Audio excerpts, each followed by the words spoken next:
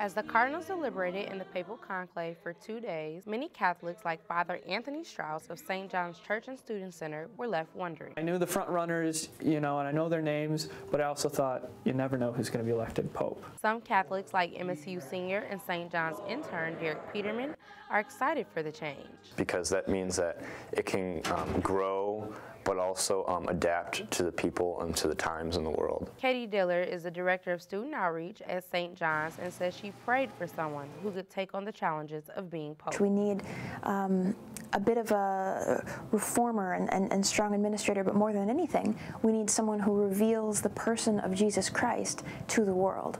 And in the continuance of prayer, I kind of thought it would be somebody outside of Europe, just to kind of bring a little bit more unity to the church. They continued to wonder and speculate who would be next to ascend to the papacy.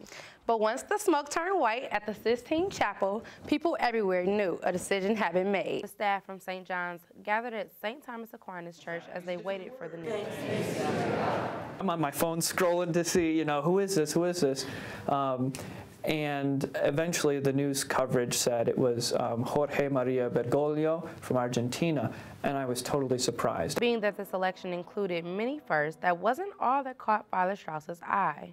I was surprised too because he chose the name Francis. That name had never been chosen before. And Pope Francis seemed to leave a lasting impression on many of the Roman Catholics. He was so sweet when he walked out onto the balcony. He captured our hearts. Katie says she was quite emotional when he first greeted the gathering crowds. When he bowed to the people and asked for their blessing before he blessed us.